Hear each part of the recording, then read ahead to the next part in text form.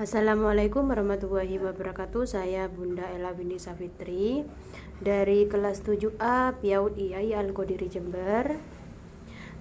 Saya akan mereview kembali yaitu kisah-kisah Kiai Haji Ahmad Musa Kisah. Yang pertama yaitu asal-usul dan riwayat hidup Kiai Haji Ahmad Musa Kisah, yang lahir di Desa Kedaung, Kecamatan Patrang, Kabupaten Jember pada hari Ahad Manis, tanggal 9 Agustus 1448, dari pasangan keluarga sakinah Kiai Haji Ahmad Saha dan Haji Fatimatuz Zahra binti Kiai Haji Zadali.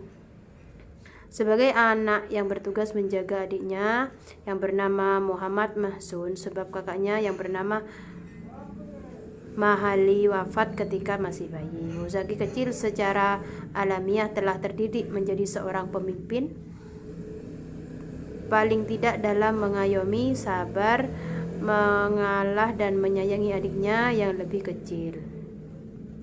Maka tidak heran bila dari dalam diri Kiai Muzaki telah tertanam karakter kepemimpinan yang kelak dapat menjadi modal dasar untuk memimpin umatnya.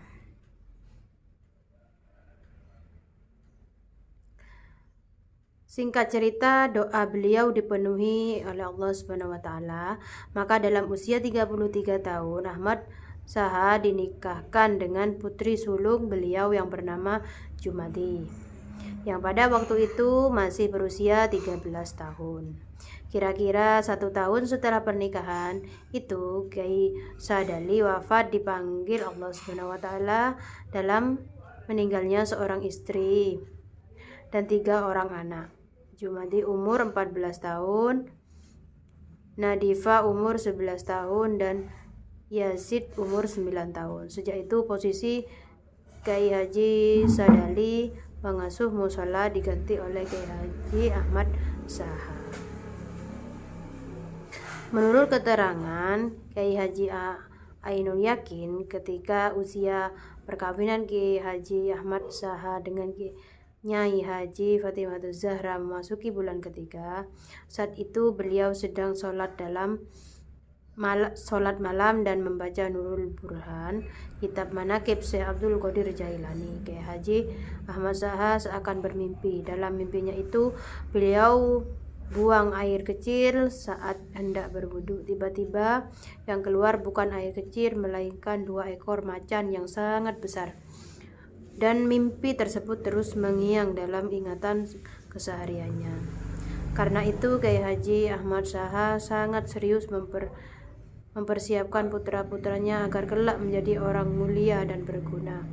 Sebagaimana Nabiullah Ibrahim alaihissalam, beliau selalu melibatkan putra-putranya dalam setiap doanya. Bahkan sejak 22 bulan istrinya mengandung calon putra keduanya, yaitu Kiai Haji Muzaki, tidak pernah telat menghatamkan Nurul Burhan tiap subuh, dan khusus tiap malam Jumat beliau menyembelih ayam untuk di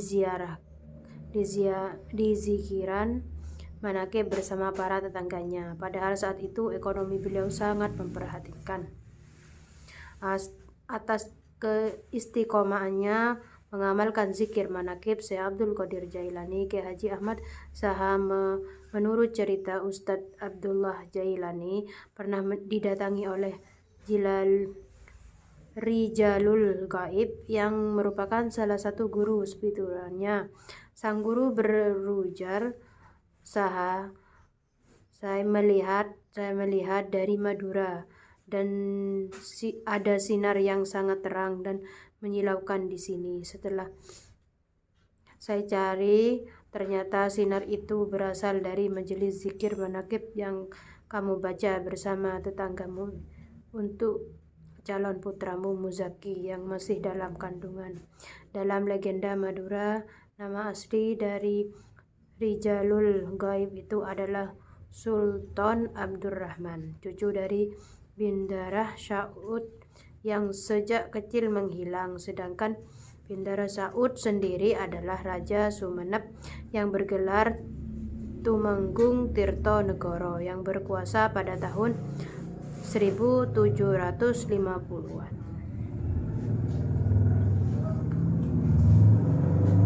Untuk riwayat pendidikan Kiai Haji Ahmad Muzaki Shah dan adiknya, pada masa mudanya hidup dalam suasana lingkungan keluarga yang harmonis dan agamis hingga beliau berdua dewasa. Selain itu, sebagai keluarga yang sangat sadar akan pentingnya pendidikan, Kiai Haji Ahmad Shah tidak ingin kedua putranya ketinggalan. Maka ketika usia Muzaki menginjak 7 tahun, ia didaftarkan di SD Kedemangan.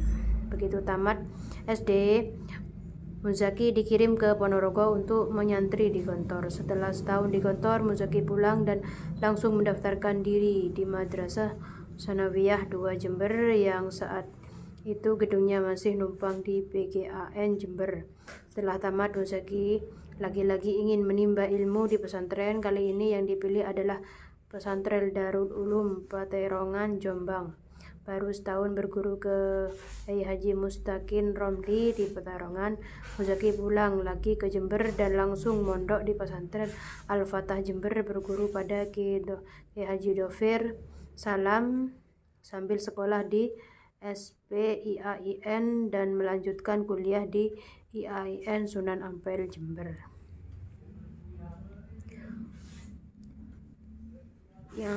Yang selanjutnya adalah menelisik silsilah Kiai Haji Ahmad Muzaki Shah.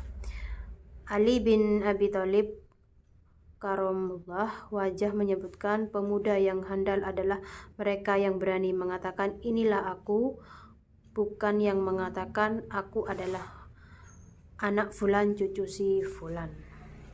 Pandangan tersebut relevan dengan tuntunan Al-Quran yang menegaskan bahwa sesungguhnya posisi yang paling mulia di antara manusia di sisi Allah adalah yang paling takwa di antara mereka. Bagi Kiai Muzaki, kemuliaan dan eksistensi seorang bukan tentu ditentukan oleh orang lain, juga bukan karena faktor keturunan genetik, jabatan, kekayaan atau simbol dariyah lainnya, melainkan lebih ditentukan oleh prestasi, kompetensi, track record. Namun demikian, bagaimanapun silsilah tetap memiliki makna penting, bukan pada pengertiannya yang menunjuk pada aku anak siapa, melainkan pada esensi dari aku yang memancarkan sebuah peran dan manfaat dalam kehidupan nyata. Maka istilah buah itu tidak akan jatuh jauh dari pohonnya. Penulisan silsilah Kiai Muzaki di sini dimaksudkan untuk melihat bagaimana beliau sejak dalam kandungan, masa kanak-kanak, masa remaja hingga pada masa dewasa, termasuk juga untuk melihat berbagai iktibar positif yang dapat diteladani oleh generasi berikutnya.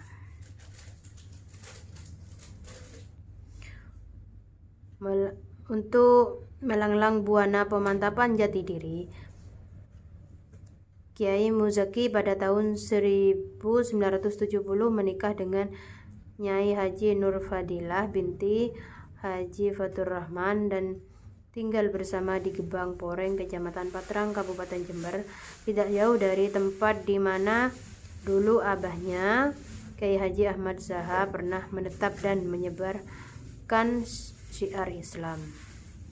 Di hamparan tanah seluas 5.000 meter, pasangan suami istri ini memulai biduk rumah tangga hingga dikaruniai 3 orang anak, yaitu Taifur Rahman, Ilmi Mufidah, dan Ahmad Fadil.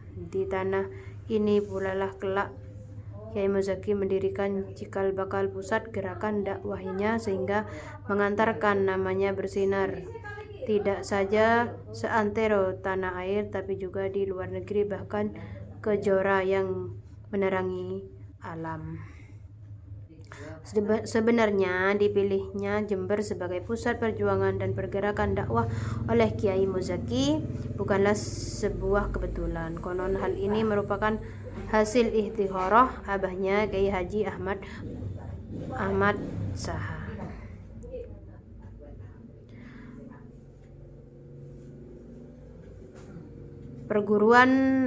Berguru pada Rijaul Ghaib. Setelah malang melintang menelusuri berbagai lorong kampung ilmu dan menyerap berbagai barokah dari para pendekar hikmah di hamparan dan sudut bumi Madura, puncaknya sampai Kiai Muzaki pada salah satu seorang maha guru di bidang spiritual dan hikmah yang tak lain adalah guru dari abahnya sendiri yang dulu pernah datang ke Gedawung karena melihat dari Madura ada sinar yang sangat terang dan menyilaukan yang ternyata berasal dari majelis zikir manakib yang dilakukan oleh Kiai Ahmad Saha bersama tetangga untuk dirinya yang waktu itu masih berada dalam kandungan ibunya.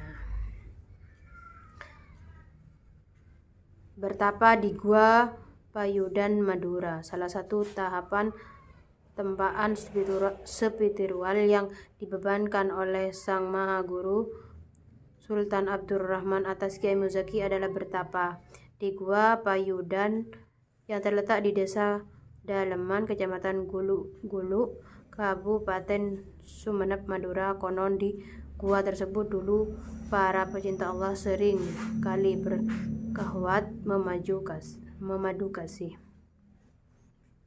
Berpuasa selama 4 tahun berturut-turut. Setelah diizinkan pulang dari pertapaannya, riyadah dan muzahadah Kiai Muzaki untuk menempa dirinya bukan berarti telah selesai. Sebagai proses pembekalan terakhir guna menservis suhu cadang batin muridnya, Rijaul Ghaib memerintahkan salah satu tugas lagi pada Kiai Muzaki, yaitu berpuasa selama 4 tahun berturut-turut dengan mencukupkan sebuah pisang untuk berbuka dan bersahur.